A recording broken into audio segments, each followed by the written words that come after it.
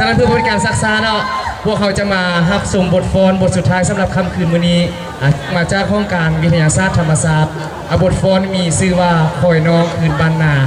ข้อเสียงตบมือตอนทับได้เลยนะ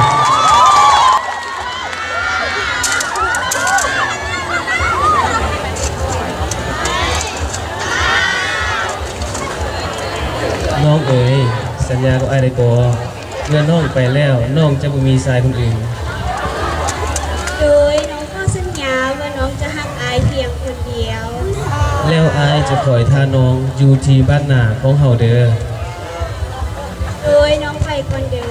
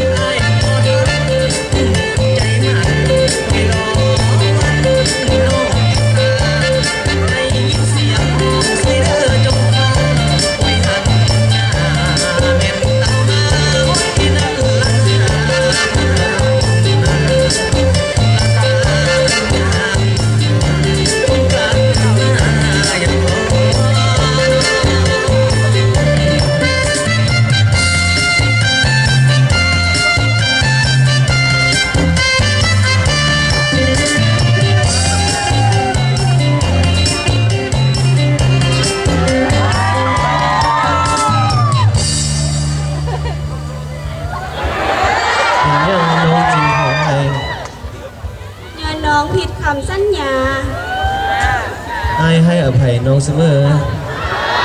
ขอบใจในความรักของไอ้กับปัญหาของเรา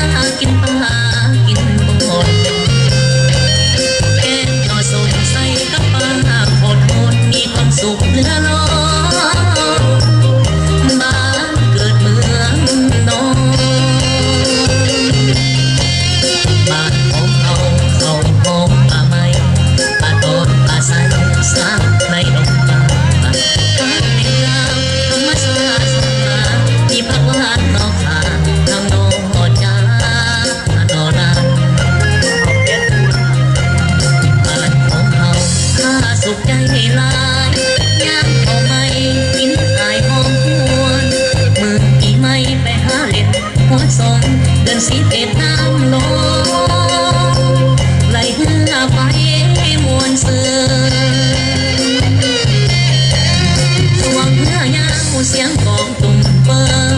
ตุ่มเปิดเปิงตุ่มเปิดตุ่มเปิงเสียงน้ำเสิงสิ่งสาวเห็นยาวมวนหลายบาทเขามวนแห่มวนมาอยู่ทั้งเสิงเทเป็นแม่มวนใหม่มอว่าน้อยมาใหญ่ใส่นมสุ่มสาวผู้เป็นเขาหัวคำกะเห็นก่อนแห่ มวนแห่ดี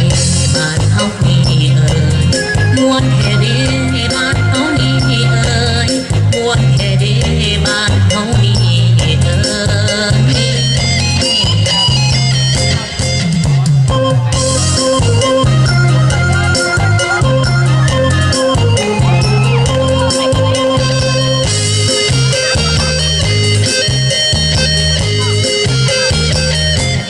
บ้านของเฮาถ้าสุขใจหลายยามเขาไม่กินอายหอมหวนมือกี่ไม่ไปหาเล็บหัวทรงเดินสีเอ็ดน้ำลงไหลเหือไปให้มวนเสือดวงเหือยาวเสียงกองตุ่มเปิงตุ่มเปิดเปิงตุ่มเปิดตุ่มเปิงเสียงน้ำเสิงสิ่งสาวเห็นยาวมวนหลายบาทเขามวนแห่มวนมาอยู่ทั้งเสิงเทเป็นแห่มวนไปเพราะว่าน้อยมาใหญ่ใส่นมสุ่มสาวผู้เป็นเขาหัวคำกะแห้งก่อนแห่มวนแห่ดีบ้านเฮานี่เอ่ยมวนแห่ดีบ้านเฮานี่เอ่ยมวนแห่ดี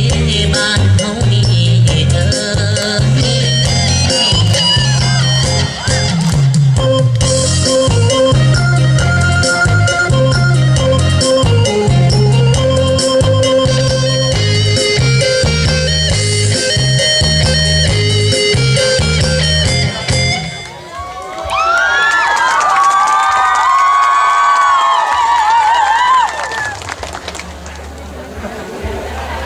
ถ่ายก็ขอแคบมันตามมัน